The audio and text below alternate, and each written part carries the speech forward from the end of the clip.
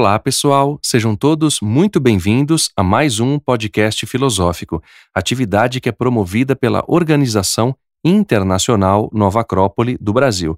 E para nossa conversa de hoje, recebemos o professor voluntário da Nova Acrópole da sede da Graça, em Salvador, Bahia, Emerson Queiroz. Seja muito bem-vindo, Emerson. Olá, Danilo. Olá a todos. Muito obrigado por mais esta oportunidade.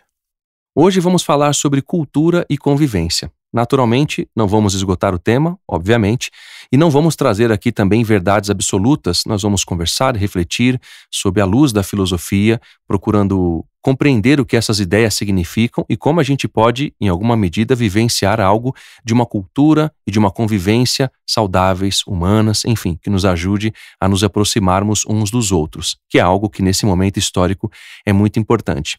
Bom, Emerson, a gente conversava aqui antes de gravar e você falou, poxa, Danilo, isso é um tema difícil de gravar. Naturalmente que é difícil e a gente não vai fazer aqui uma dissertação ou impor as nossas ideias. A gente vai fazer como os filósofos nos ensinam a fazer, que é pensar e refletir em base aos estudos e à vivência prática do que nos ensina a cultura filosófica, a cultura da sabedoria, a cultura da convivência, que é um tema humano atemporal. Eu gostaria que você começasse, Emerson, fazendo uma breve síntese e definição do que significa a cultura e a convivência para a gente começar dentro da tônica do que a filosofia nos traz. Maravilha. Vale lembrar, aproveitando a sua fala, né, que existem muitas formas de ver. Ao longo do tempo nós temos diversas expressões de cultura, diversos significados para isso, mas para hoje, para esse momento, para essa gravação, eu gostaria de resgatar e trazer aquilo que pensava Marco Túlio Cícero, famoso orador, estadista romano, que via na cultura uma aproximação ao que a gente vê na própria agricultura, tanto que a raiz da palavra cultus, ela está ligada a essa expressão agrícola mesmo, né? Ou seja, esse ato de você preparar a terra para o cultivo daquilo que você quer semear. Um bom agricultor, ele vai selecionar, dentro das suas possibilidades, as melhores sementes. Então a cultura, para Cícero, nesse caso também deveria fazer germinar no ser humano aquilo que ele tem de melhor. Então é partindo desse princípio que a gente vai conversar um pouco hoje. De forma bem objetiva, ele trazia a ideia de que a sabedoria seria capaz de controlar, dominar, direcionar, usem o termo que queiram, os nossos instintos. Ou seja, colaboraria muito com o processo de evolução e desenvolvimento do ser humano.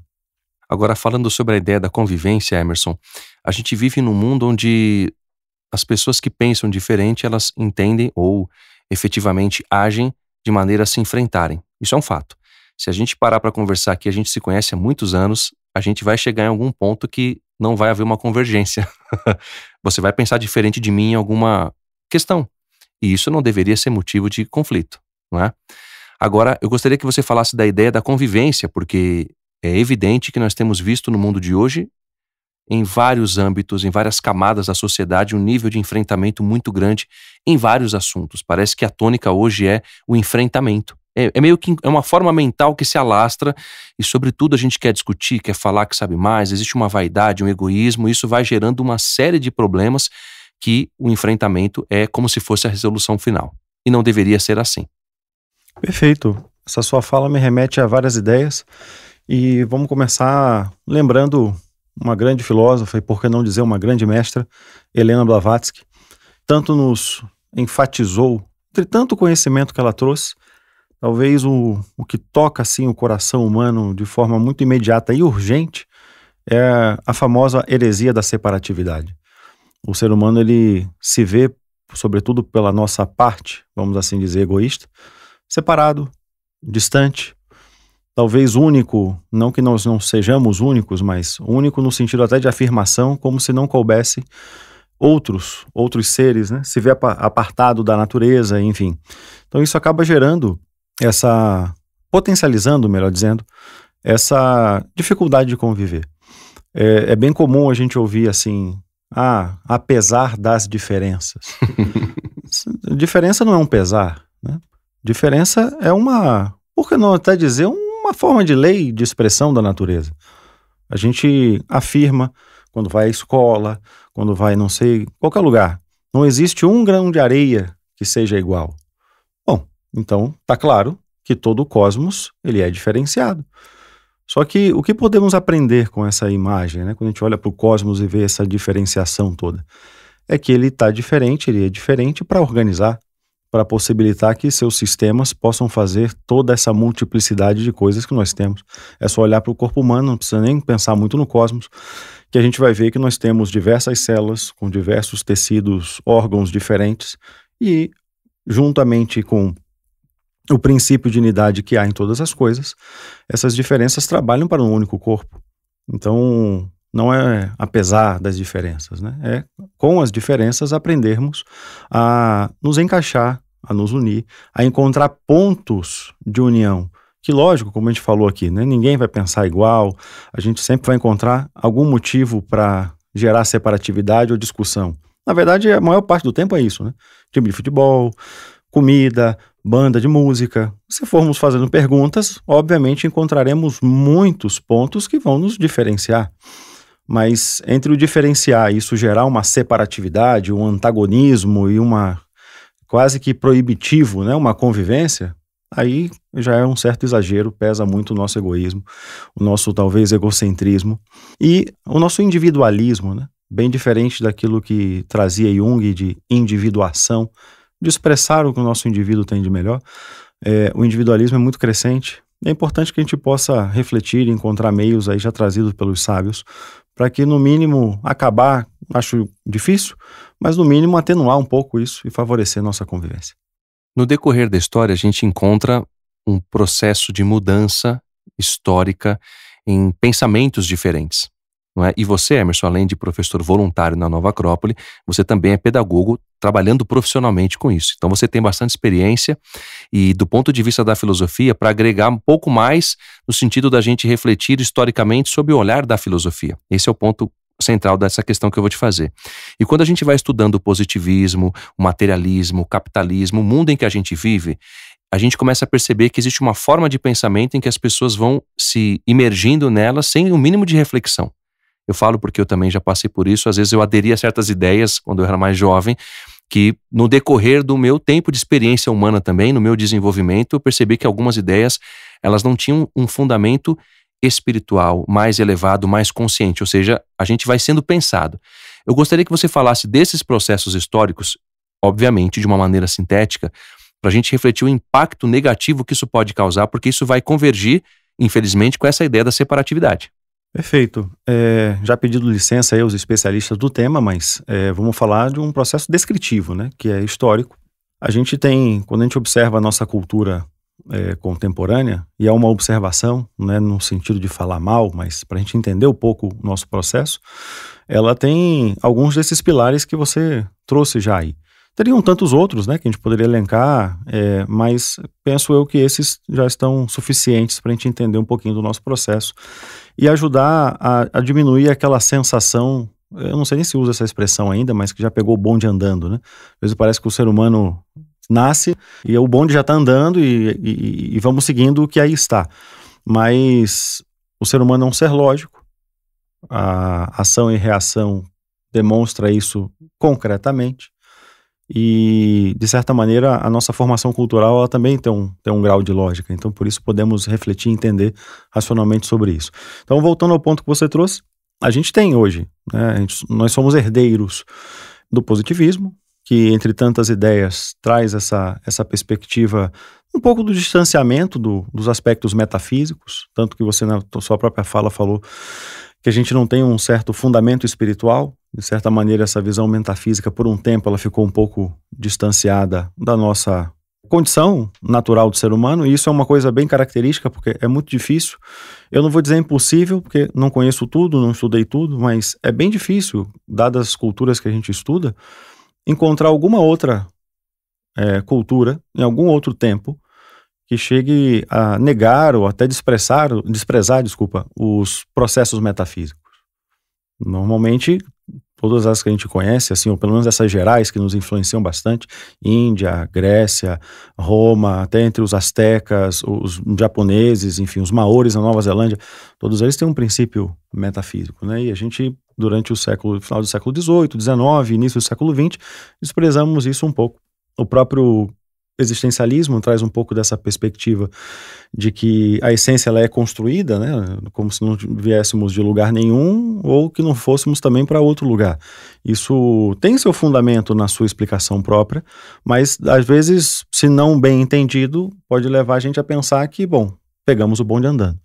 E a própria perspectiva capitalista, que também não é dizendo que é boa ou que é má, mas é um processo que a gente está sempre buscando o que ganhar com isso, né?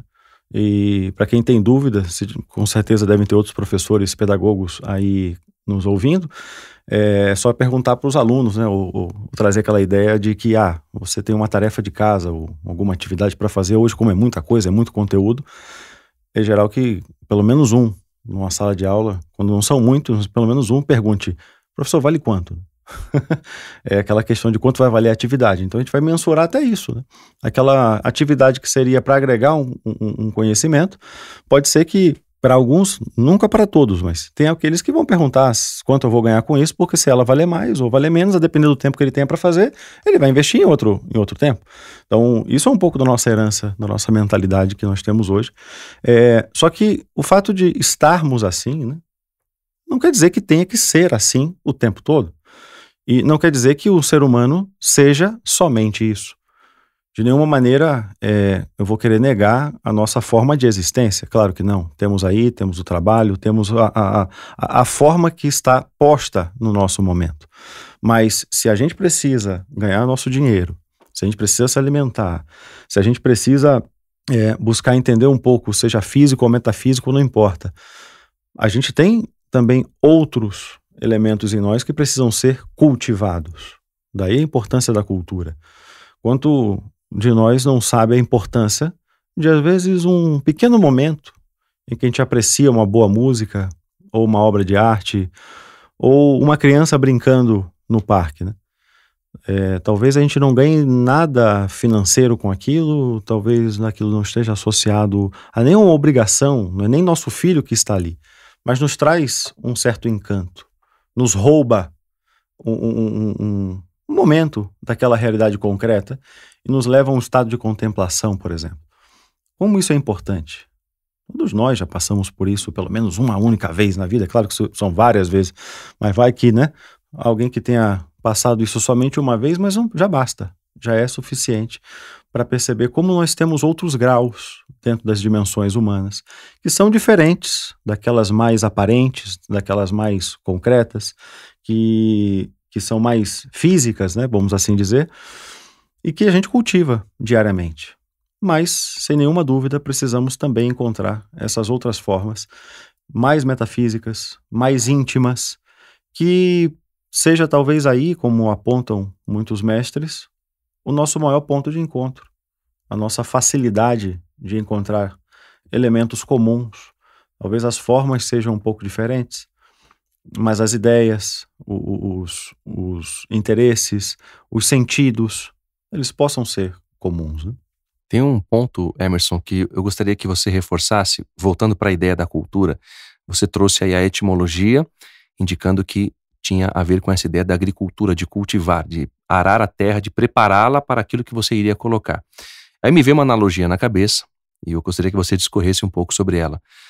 O terreno que a gente tem que cultivar é o nosso ser interior, ou seja, a nossa personalidade é o terreno onde a gente vai ter que limpá-lo, como nos ensinava, por exemplo, Michelangelo, quando ele esculpia, ele dizia que só tirava o excesso. Então a gente, como esse campo, a gente vai ter que arar e vai ter que se cuidar para se melhorar. E uma coisa que eu tenho percebido é que quando você encontra, por exemplo, um grande músico, um grande artista, um político do ponto de vista filosófico, um grande médico, conversando um com o outro, por exemplo, essa é uma experiência que eu vejo em Nova Acrópole, quando eu vejo pessoas mais antigas que entendem melhor essas ideias que a gente está aqui conversando, eles entram em muita convergência, ou seja, se cultivaram. Gostaria que você falasse um pouco dessa importância, porque isso é crucial para que haja uma boa convivência, porque se as pessoas não se cuidam, não preparam a sua terra interna e cultivam ela, regando-a, cuidando, plantando boas sementes como ideia de virtudes, aí a convivência vai ser praticamente inviável. Perfeito. Aí a gente volta um pouco, na verdade volta e continua, né, dentro daquilo que já disse Cícero e tantos outros depois, né? As nossas atividades culturais, né, se a gente for pensar na cultura num sentido bem concreto, como atividade humana, você até citou alguns exemplos aí, medicina, política, arte, enfim. São elementos bem concretos. Você tem a escultura, você tem a arte de curar, você tem a condição política, você tem, enfim, as diversas expressões religiosas, tudo isso faz parte daquilo que nós chamamos cultura. Agora, por que fazemos isso? Qual é a necessidade, né, que um artista tem de expressar naquilo que ele está fazendo, de um político de buscar a ordem social, de um médico a arte de curar, ou de um artesão de fazer aquele móvel com aquele acabamento de excelência? Enfim, tudo isso reflete aquilo que nós temos dentro. Uma semente, ela vai germinar, seja, sei lá, vou dar um exemplo de uma macieira, né? Uma semente de maçã, ela guarda ali, como já ensinou desde Aristóteles, a gente vê isso hoje facilmente, todo o potencial de se tornar uma macieira. Ou seja, ela vai utilizar elementos externos, que é essa terra preparada, mas desenvolverá aquilo que ela tem dentro. Você não pode esperar que a macieira dê bananas ou outra coisa. Ela encontrará um ambiente de cultivo próprio, porque sem isso também ela poderá se perder. Se ela for jogada no asfalto, num horário de sol quente, possivelmente ela perderá essa possibilidade. Mas num ambiente bem cultivado, teremos as condições e ela terá o seu tempo. Ela tem o seu tempo para fazer o seu processo. Quando num campo agrícola, quando você vai fazer a colheita, às vezes revira um pouco o solo depois, você encontra muitas sementes que não brotaram, que não germinaram. Então, e não necessariamente há algo de errado com elas, mas simplesmente tem o seu tempo. E essa semente ela vai colocar para fora aquilo que ela tem dentro. E o ser humano não é diferente. Por isso Cícero fazia a analogia com a própria agricultura. Nós temos uma série de valores, uma série de potenciais humanísticos que temos a necessidade de expressar. E a cultura vem como essa forma de expressão.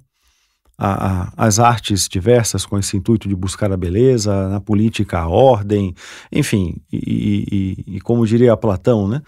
Todas essas faces da cultura, né, elas podem ser integradas, porque, segundo ele, tudo que é bom, belo e justo anda junto. Se alguém age com justiça, expressa a beleza.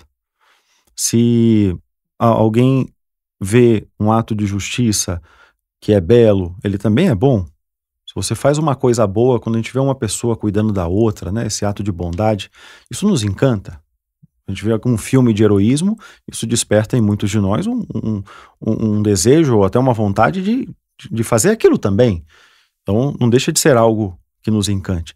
Então, partindo desse princípio, a atividade cultural, ela existe, né, como expressão daquilo que nós trazemos dentro.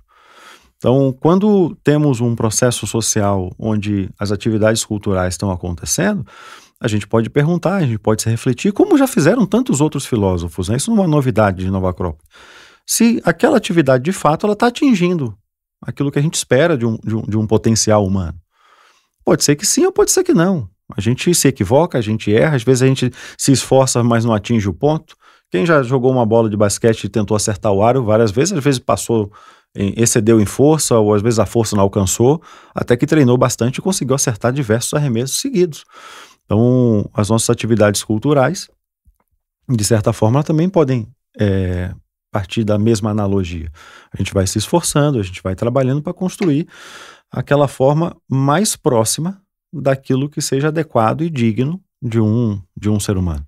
Não quer dizer que façamos sempre, mas também não quer dizer que nunca façamos. E aí, nessa roda da história, a gente vai fazendo essas experiências culturais diversas, né?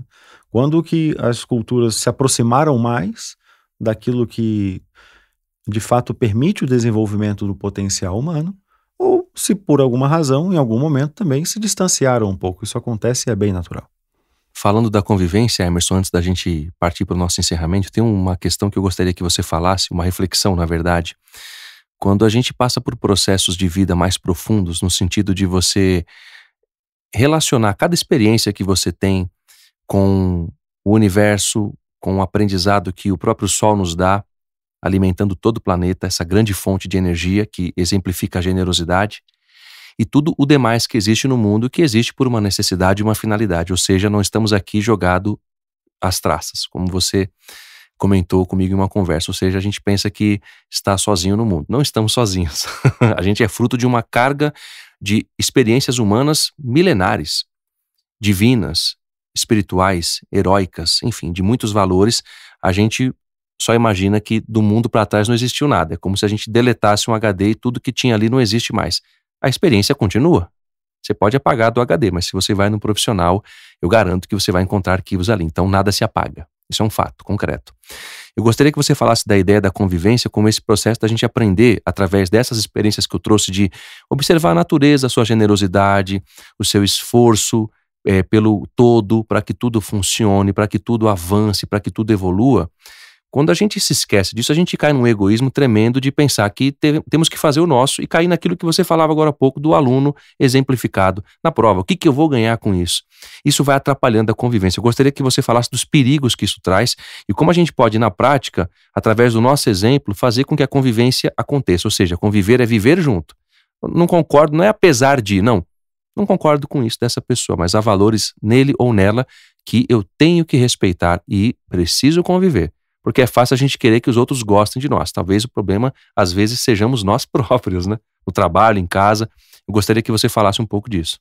É por isso que eu sou bem fã de Cícero nesse ponto, né? Porque ele fala que a sabedoria nos ajuda a direcionar nossos instintos e desejos, né? Às vezes é isso que nos separa, que nos distancia. Então, eu não gosto daquela pessoa porque ela fala daquele jeito, porque ela se veste assim, ou porque ela ouve aquela música que eu não gosto.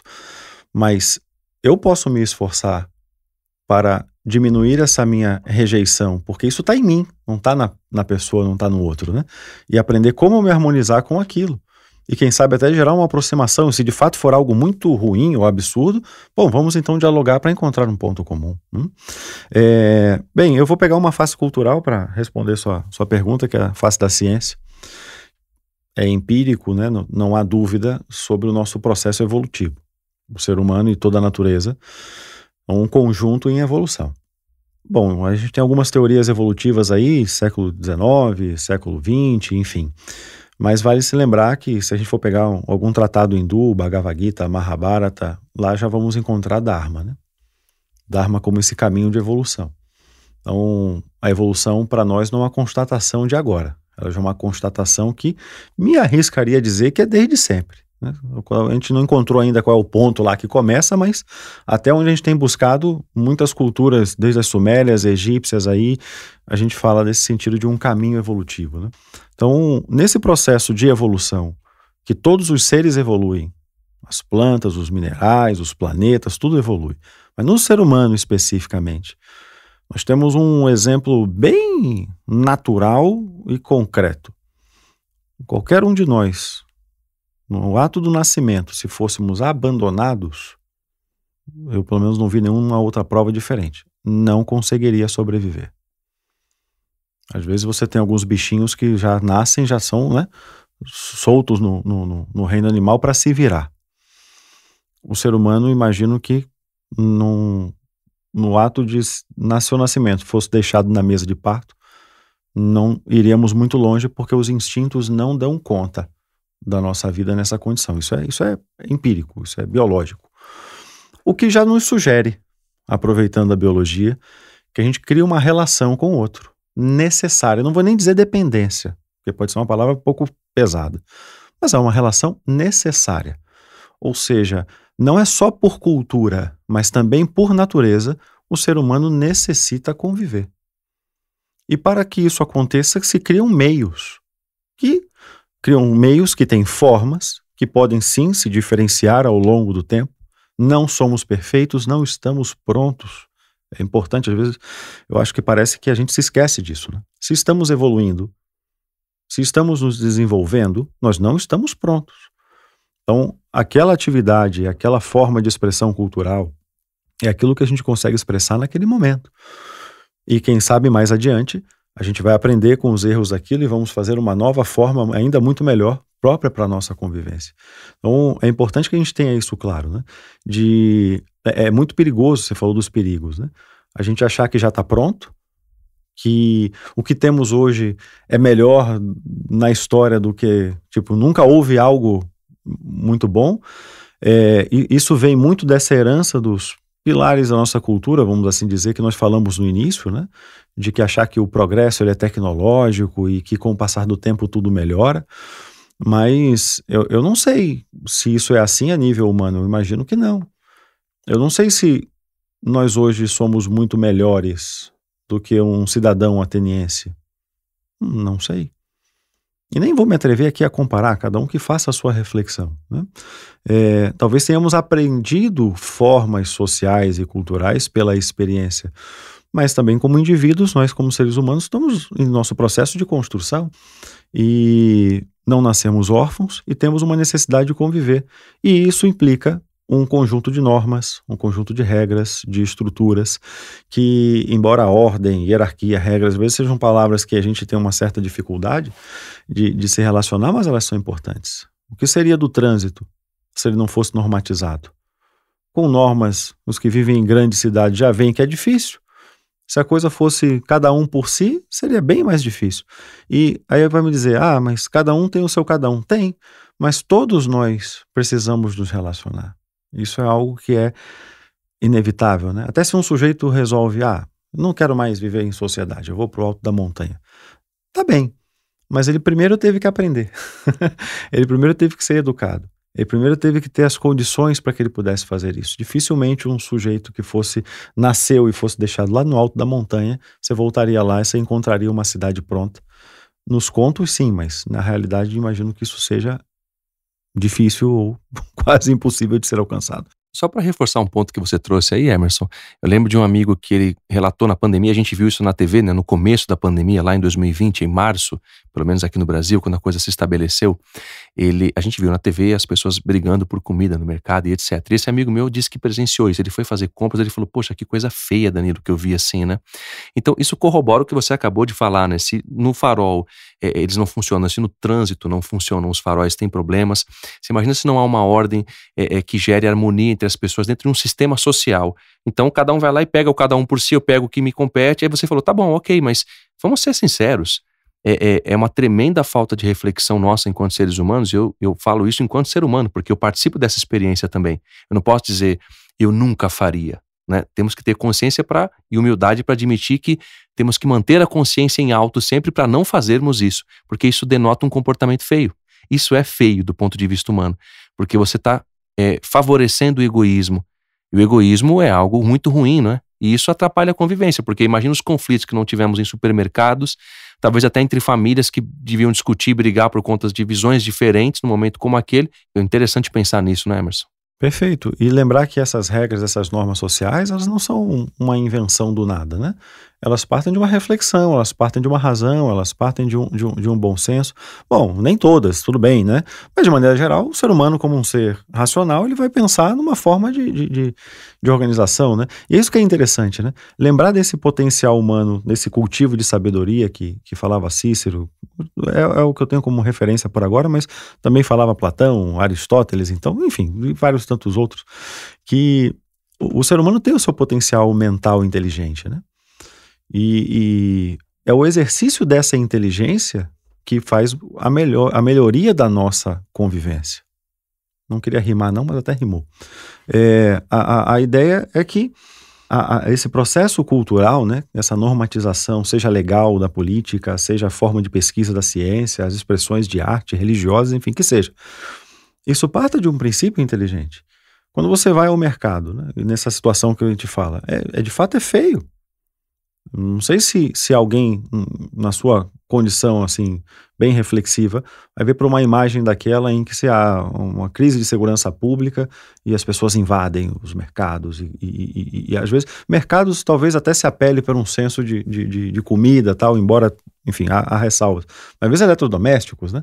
Você vê a oportunidade, o pessoal vai lá, invade, pega. A gente não admira isso. Isso aconteceu no Espírito Santo recentemente. Salvo engano, em 2017, alguma coisa assim. Uma coisa é pensar, é por necessidade ou uma coisa, mas ainda por necessidade o ser humano tem condições de diálogo, de entendimento e forma de se fazer as coisas. Mas enfim, isso é um assunto que se desdobra em muitas frentes e requer muitas outras análises que não é o tema agora. Mas inteligentemente, falando dessa inteligência, né, O processo cultural ele serve para educar o ser humano, que até na ausência das normas, por exemplo, há uma queda de energia ou algo assim.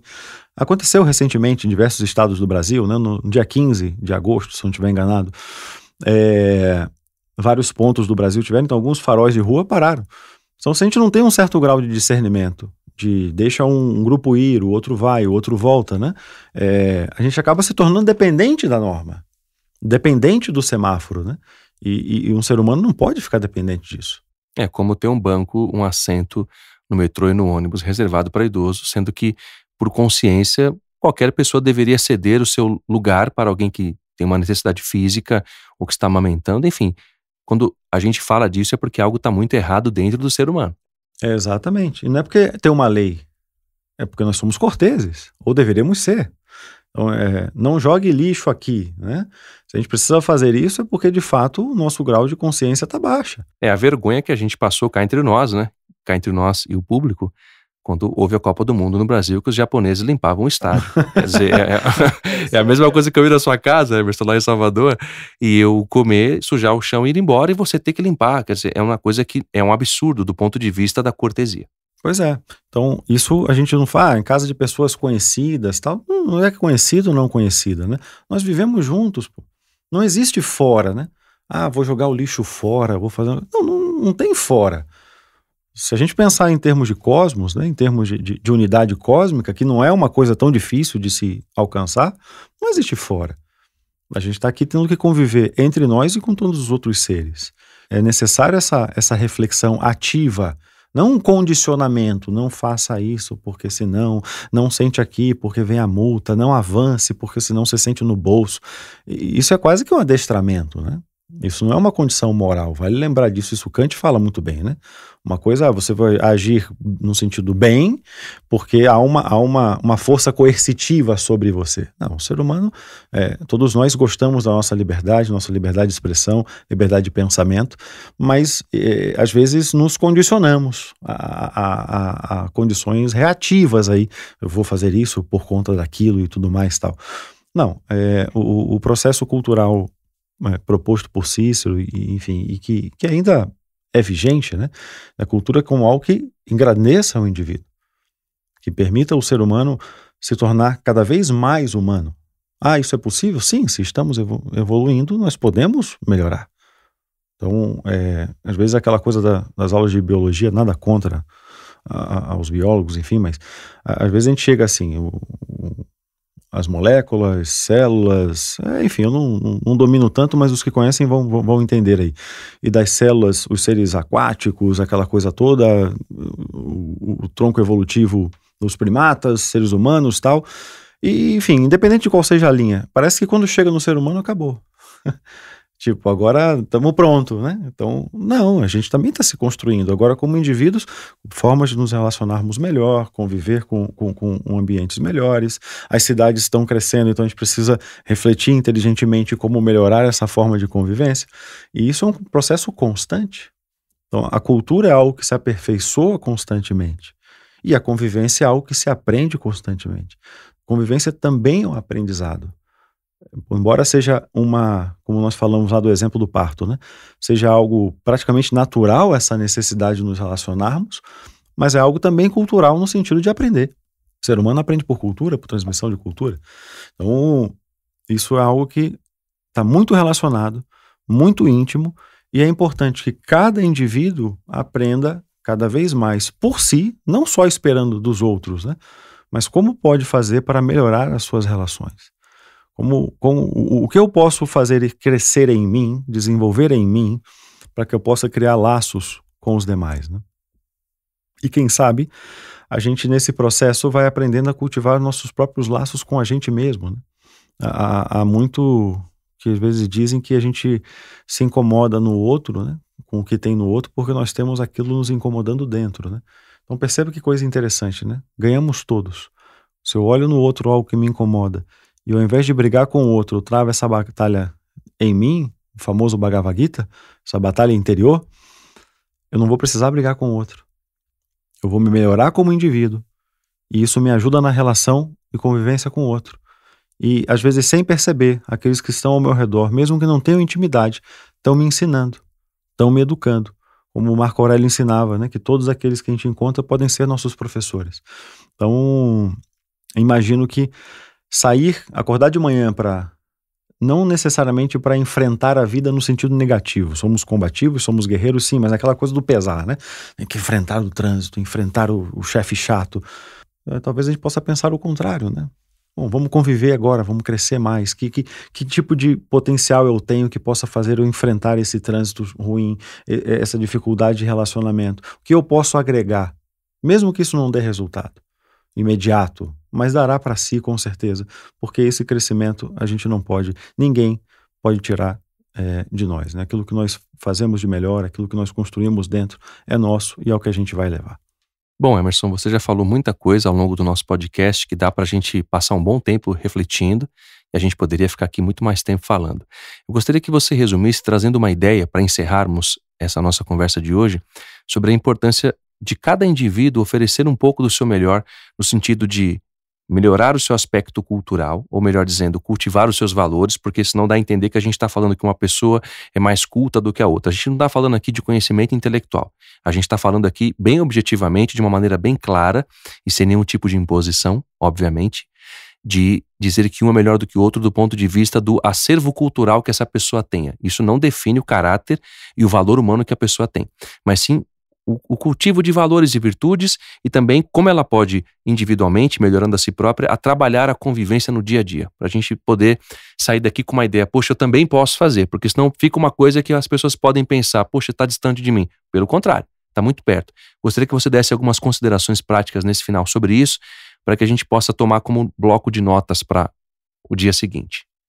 Perfeito, de forma bem prática, assim. Lembrando que a gente está, desde dessa ideia desse cultivo do aspecto humanístico em nós, né? É nessa ênfase cultural que a gente está dando. Não é de erudição e qualquer outra coisa, embora possa se relacionar, mas não é o caso, né?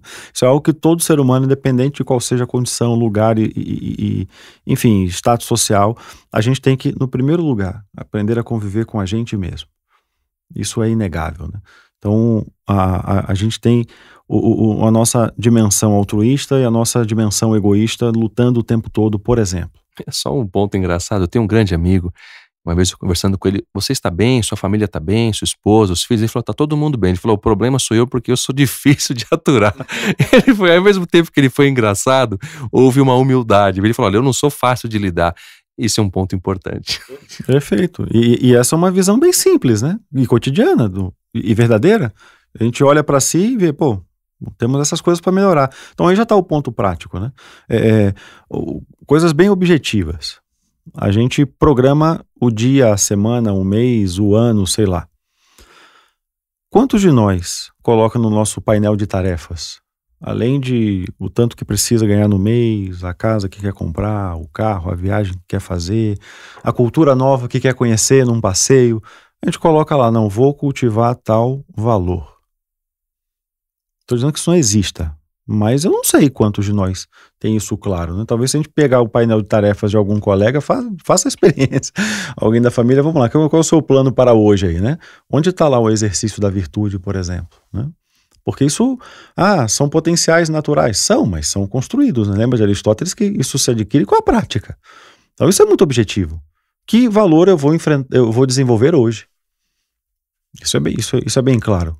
Porque esse valor me agrega potência e me agrega condição de laço em relação ao outro. Já diminui uma chance, pelo menos nesse ponto, de eu partir por um enfrentamento. Não, agora eu estou desenvolvendo coragem, agora eu estou desenvolvendo justiça, agora eu estou desenvolvendo altruísmo. Então, por conta disso, eu vou estabelecer uma nova forma de olhar as coisas. Eu não vou ver no outro um inimigo, eu vou ver uma oportunidade de crescimento. É importante termos isso em mente, né, de forma muito clara. E isso é um processo cultural, de cultivo de valor, de fazer germinar aquela semente que eu quero.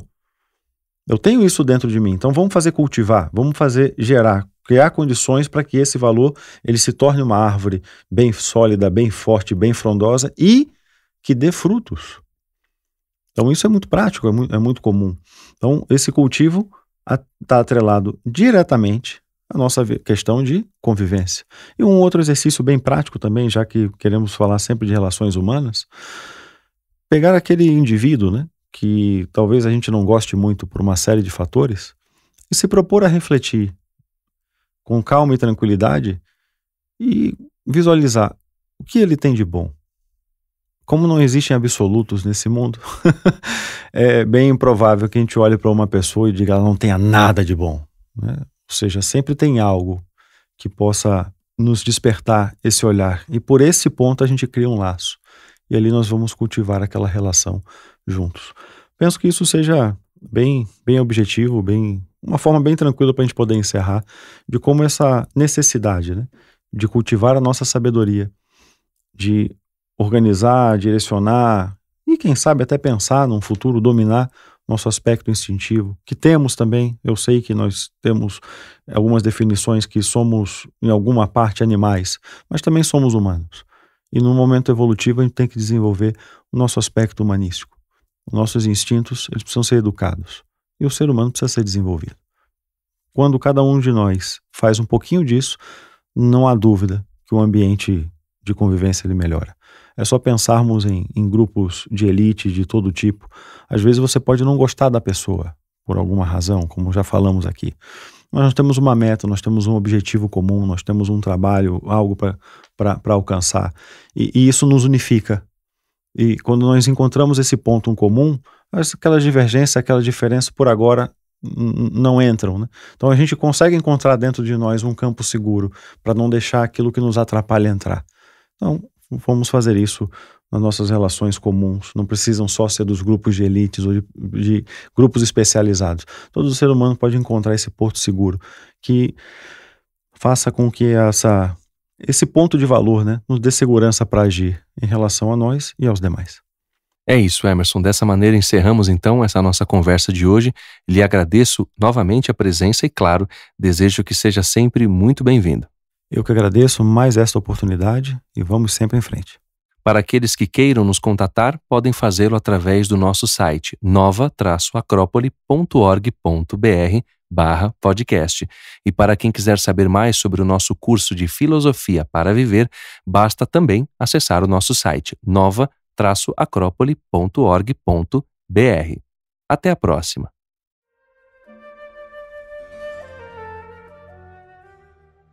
A trilha sonora deste podcast é de Johann Sebastian Bach, o segundo movimento largo do Concerto para Flauta e Cordas em Sol Menor.